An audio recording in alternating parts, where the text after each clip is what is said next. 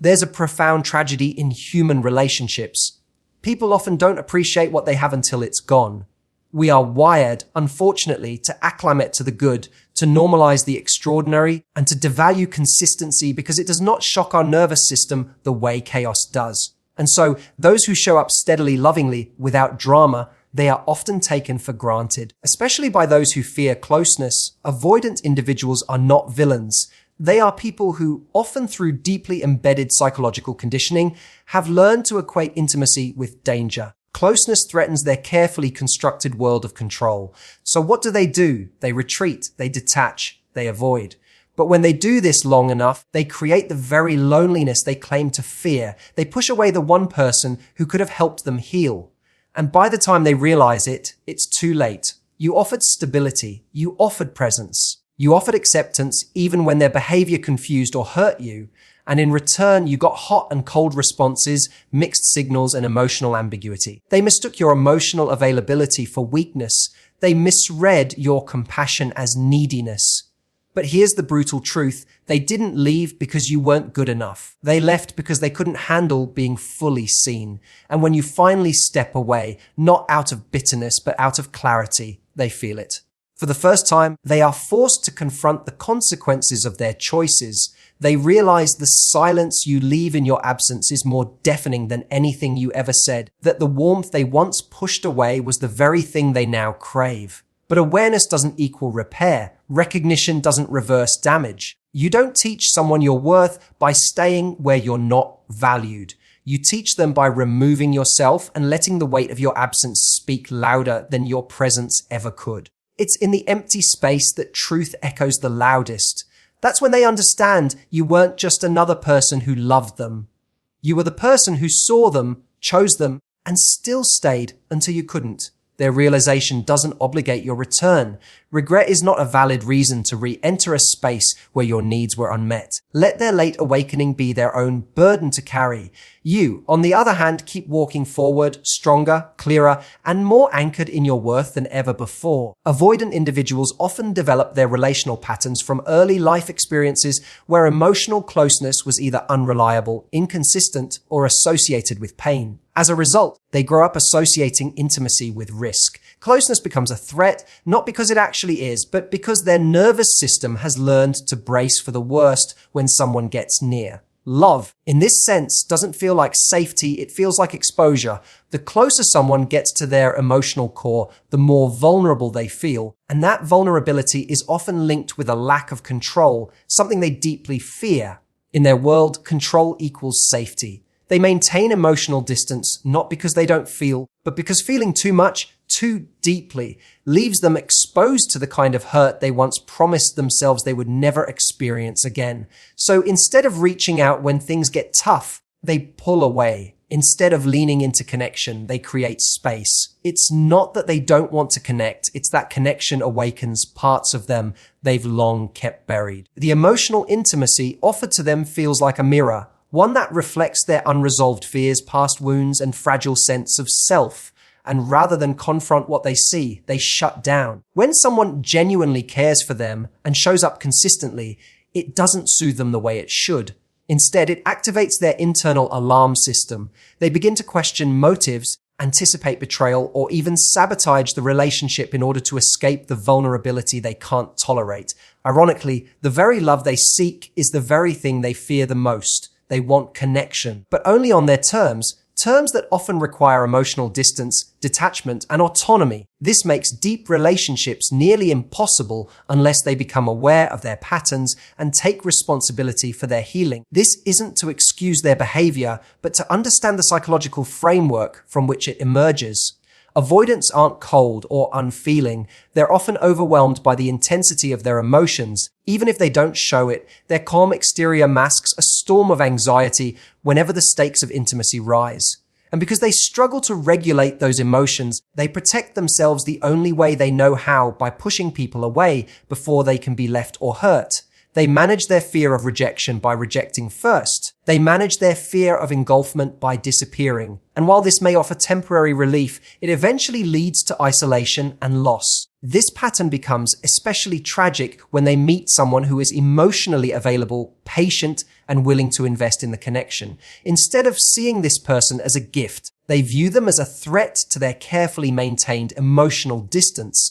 They can't see the safety being offered because they're stuck in a mindset trained to expect pain. So they retreat, they suppress, they withhold. Not because the other person is doing something wrong, but because their internal compass is pointing them away from intimacy, even when it leads to their own unhappiness. Over time, this dynamic creates a self-fulfilling prophecy. The avoidant expects disappointment, so they act in ways that cause it. They expect abandonment, so they behave in ways that push others away. When the relationship inevitably falls apart, they can point to it and say, "See, I was right not to get too close."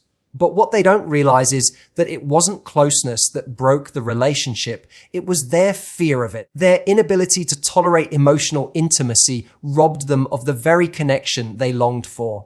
And often, they don't see that clearly until the person who loved them finally walks away. Only then does the pattern reveal itself. But by that time, the opportunity for connection has already passed. When someone consistently shows up in a relationship, offering love, support, and emotional presence, it creates a powerful emotional environment. That kind of stability is rare, and yet it often goes unnoticed by those who are not emotionally mature enough to value it. The person on the receiving end becomes accustomed to the care without truly appreciating its weight. It becomes familiar, expected, and even taken for granted. This dynamic is especially evident when the person receiving that love operates from an avoidant attachment style. Rather than seeing reliability as something precious, they begin to devalue it because it doesn't stimulate the drama or instability they unconsciously equate with emotional connection. The tragedy is that consistency is not loud. It doesn't demand attention in the way chaos does. Love that shows up every day, that communicates clearly, that offers a safe place to land. It doesn't shout, it whispers. And in a world where emotional noise is often mistaken for passion, the quiet power of presence is misinterpreted as dull or even weak. So the avoidant, conditioned to seek emotional highs and lows or retreat into emotional solitude, begins to lose sight of what they actually have. They underestimate the person who is willing to stay through the discomfort, who doesn't play games, who opens their heart even when it's hard. Over time, the avoidant begins to disengage, not abruptly, but slowly, almost invisibly. They may pull back emotionally, become less responsive, or offer only partial versions of themselves. And because the other person is emotionally invested, they may try harder to compensate. They become more attentive, more loving, more forgiving. But ironically, this only confirms to the avoidant that they can continue to distance themselves without consequence. The avoidant begins to feel in control. They perceive the other person's effort as neediness, their devotion as dependence. They start to believe they hold all the power in the dynamic. And yet, this illusion of control is fragile. It exists only because the person on the other end still cares. Once that person reaches their limit, once they decide that they can no longer tolerate emotional starvation, everything changes. The avoidant is left alone with the absence they never anticipated. What once felt certain is suddenly gone. The messages stop. The warmth disappears. The familiar presence fades. And it's only then that the reality begins to sink in. At first, the avoidant may rationalize the loss. They may tell themselves it's for the best, that they needed space, that the relationship wasn't right. But as time passes, a different kind of silence emerges. A silence that isn't about freedom, but about emptiness. Without the constant emotional support and presence they once had, they begin to feel the cold echo of their own choices. And what was once overlooked now feels vital. They remember the little things, the kind words, the moments of understanding, the emotional availability that was always there. These moments return not as memories, but as haunting reminders of what they let slip away. Only now, in the aftermath, do they realize that what they had was rare. That kind of love doesn't come around often. It was never guaranteed. It wasn't endless. And it certainly wasn't weak. It was strong because it endured their silence. It was valuable because it persisted without reward. And now, with nothing left but reflection, the avoidant begins to understand the true cost of their emotional distancing. They didn't lose someone because that person wasn't enough. They lost someone because they failed to see what was right in front of them. And by the time they do, the door that was once wide open is now firmly closed. Walking away from someone you love is one of the most difficult things a person can do, especially when your heart is still invested.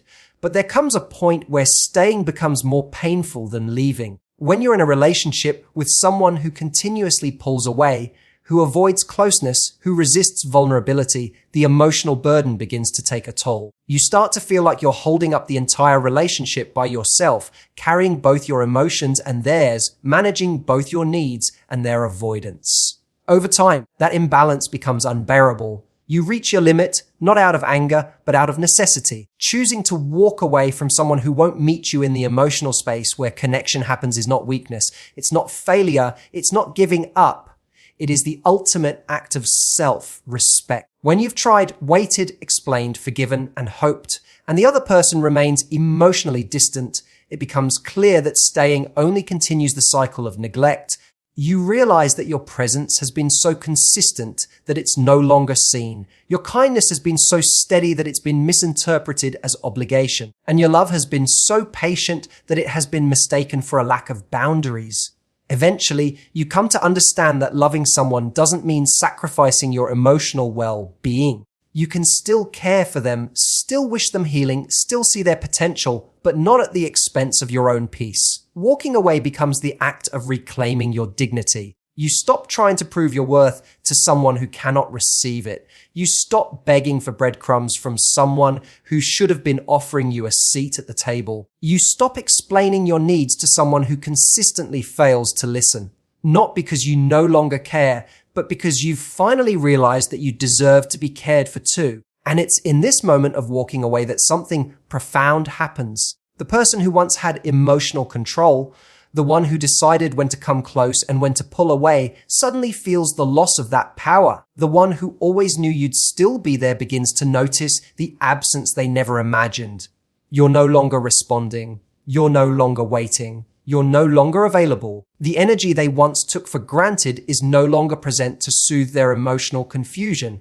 And that void becomes a mirror to them, a reflection of their own inability to show up, to connect, to commit. It is only then that they begin to grasp the strength it took for you to stay for so long, and even more so the strength it took to leave. What they once perceived as emotional dependence reveals itself as resilience. What they once dismissed as over-sensitivity becomes evidence of your capacity for deep feeling. And what they once avoided, your closeness, becomes the very thing they now long for. But now you're gone, not in anger, not in retaliation, but in a quiet, firm decision to protect your spirit. Walking away is not the end of love. It's the beginning of self-love. It's not the absence of feeling. It's the recognition that feelings alone cannot sustain a relationship. It is the moment where you place a boundary between yourself and emotional harm. It is not a breakdown. It is a breakthrough. You realize that staying silent in a relationship where your needs are ignored is not strength. It's self-abandonment. And you refuse to do that anymore. You may still carry love in your heart, but you no longer carry the weight of someone else's refusal to meet you where you stand. There is a painful truth that becomes clear only with time. Realizing someone's worth after they're gone doesn't repair what was broken in the process of ignoring that worth. Emotional recognition, no matter how sincere, cannot rewind the clock or undo the moments of dismissal, neglect, and distance. When someone begins to see your value only after you've withdrawn, they're not really discovering something new. They're finally confronting what was always there, but they were too distracted, too guarded, or too emotionally unavailable to acknowledge it. It's not your value that changed. It's their ability to see it that caught up too late. When you were present, you offered emotional availability, support, patience, and understanding. But these things didn't scream for attention. They existed quietly, steadily. You were the one who stayed when things got difficult, who held space when they withdrew, who chose to believe in the connection even when it was uncertain. You showed your commitment through actions, not threats. And yet that steadiness was misinterpreted.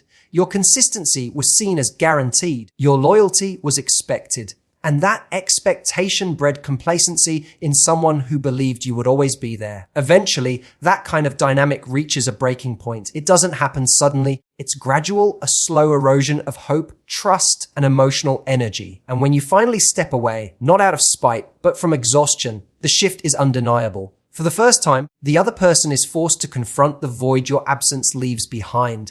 The text messages aren't coming anymore. The late night check-ins stop. The emotional safety net is no longer there, and what was once overlooked now begins to take center stage in their awareness. They realize how much they depended on your love, your stability, your presence. But that realization, while powerful, arrives in a moment when you're no longer available to receive it. This is the emotional paradox. The moment they truly understand your value is often the moment they've lost the opportunity to treat you according to it. Because while realization can be heartfelt, it doesn't erase the consequences of what came before. Words of regret, gestures of longing, and reflections on the past cannot undo the damage caused by consistent emotional absence. Apologies, even when genuine, cannot fix wounds that were never supposed to be inflicted. That's not because forgiveness is impossible, it's because respect for your own worth means you cannot allow someone to only value you in hindsight.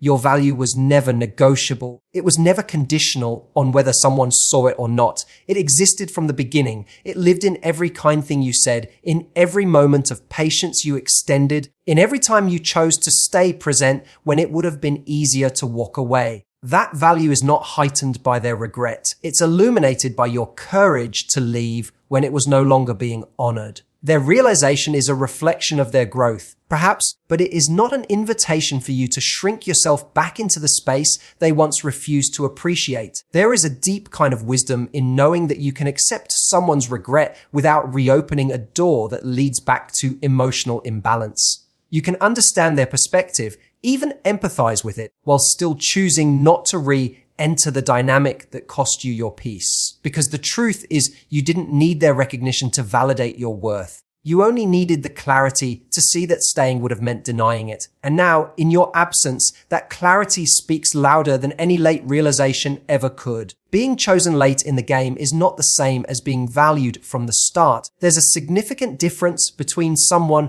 who recognizes your worth from the beginning and someone who only sees it once it's no longer available to them. When you're constantly showing up, being present, loving deeply, and offering emotional safety, your value is in plain sight. But for someone who is emotionally avoidant or immature, that value is often overlooked or taken for granted. They confuse your consistency with convenience, your loyalty with lack of options, and your openness with vulnerability that they can afford to ignore until they can't anymore.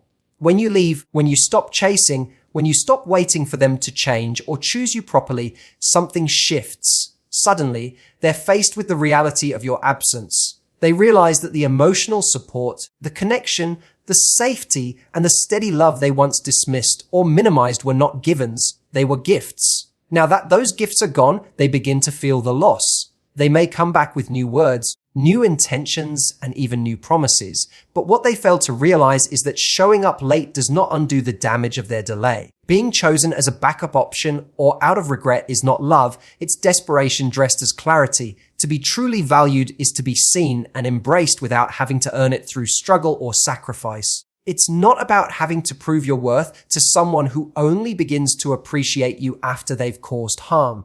When someone values you from the start, their actions align with their words. They don't keep you guessing. They don't keep you waiting. They don't come and go as they please. Instead, they create a space where you feel safe, respected, and loved, not because you fought for it, but because you simply are. Being chosen late often means someone is reacting to loss rather than acting from love. Their return is rooted in absence, not appreciation. They miss the comfort, the emotional warmth, the sense of being understood.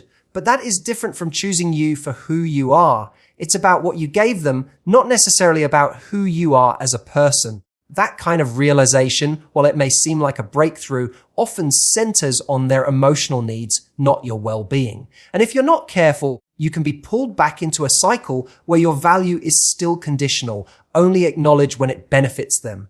When you truly understand your worth, you no longer accept love that arrives too late. You stop entertaining apologies that come after countless red flags. You no longer allow someone's regret to become the foundation of your reunion. You've learned that your time, your energy, your emotional investment are not to be granted to those who only wake up when it's convenient for them. You understand now that self-respect means choosing relationships where you are appreciated immediately, not retroactively. It's empowering to realize that you don't need to go back just because someone finally sees your value. In fact, One of the clearest signs of growth is the ability to recognize that late recognition is not a reason to reopen a chapter you've already outgrown. You're not here to be someone's lesson after the fact. You're not an emotional safety net to be revisited once they've exhausted other options or come to terms with their fears. You deserve a love that recognizes you from the start, that holds your hand through the hard moments instead of letting go when things get real, and that never waits until your absence to realize your importance. And so, the story unfolds the way it always does when someone refuses to meet you where you stood. With full presence, full heart, and unwavering commitment, you showed up. You offered your truth. You gave your love without manipulation, without games, without fear. And in return, you were met with silence, inconsistency, and emotional withdrawal. But rather than let that destroy your spirit, you chose something harder. You chose to walk away. And in doing so, you reclaimed something far more valuable than their approval, your self-worth. Let the delayed recognition be their lesson, not your responsibility. You don't owe anyone your return just because they finally woke up. You don't need to prove your value through your suffering or wait to be seen after you've already left. You are worthy of being chosen all along, fully, clearly, and without hesitation. Let this be your reminder you were not too much. You were exactly enough. You weren't abandoned because you were unworthy. You were left behind because they couldn't rise to meet you. And now, as they sit in the quiet of their own making, realizing too late what you brought to their life, you walk forward. Not bitter, but better. Not broken, but rebuilt. Because the moment you stopped chasing the love you deserved was the moment you started becoming the person who no longer settles for anything less. Thank you for giving your time and your attention to this message. May it serve as both healing and clarity. Take care of your heart. Guard your peace. Trust your value. Goodbye and thank you.